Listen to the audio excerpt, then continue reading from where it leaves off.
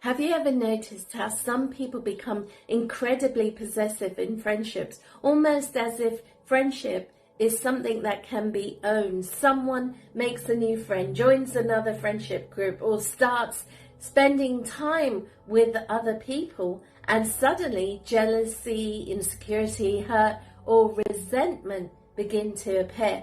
But why does that happen, and happen so often?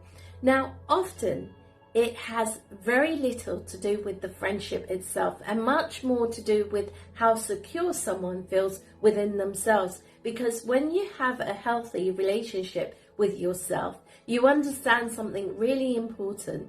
Someone else connecting with another person does not take anything away from the connection they have with you. That's really important.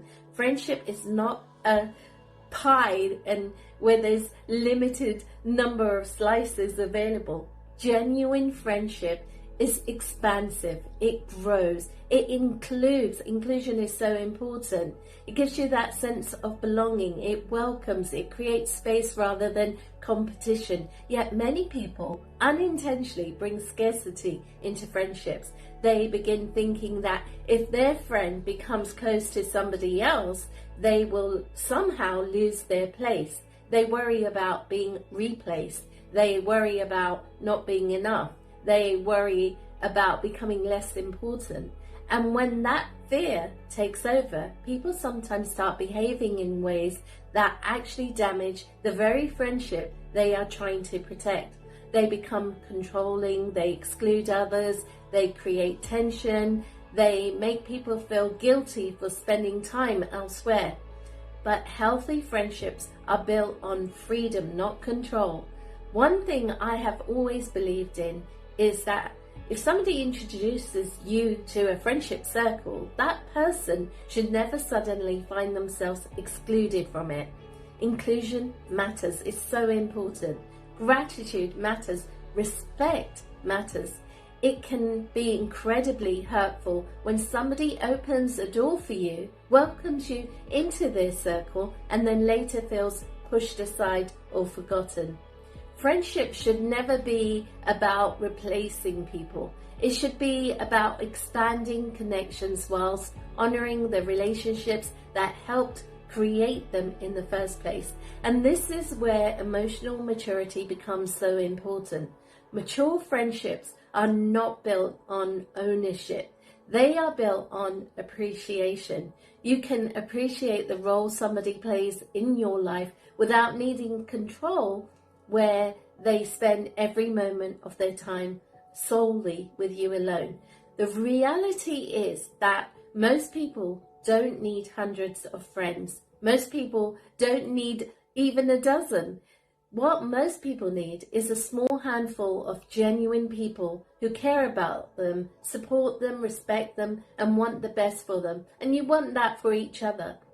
You see, we live now in societies where people often measure friendship by numbers. How many followers, how many contacts, how many people they know, what group they belong to, what social group they belong to. But meaningful friendship has never been about quantity. It's always been about quality. It's about having people around you who celebrate your successes without feeling threatened by them. People who support you through difficult times without keeping score. People who can be honest with you while still being kind and by your side. People who help you become more of who you are rather than less. Another important thing to remember is that friendship should never come at the expense of your closest relationships. Sometimes people become so invested in friendship groups that they allow those friendships to create distance within families, sibling relationships, long-term friendships, or other important connections. Suddenly, loyalties become divided. People feel pressured to choose sides, or small misunderstandings become bigger than what they need to be. And before long, relationships that have existed for decades are damaged because of temporary friendship dynamics. So healthy friendships should enhance your life, not isolate you from the people who matter most. They should encourage connection, not division. They should strengthen relationships, not weaken them. This is why boundaries matter too. Healthy boundaries are not walls that keep people out.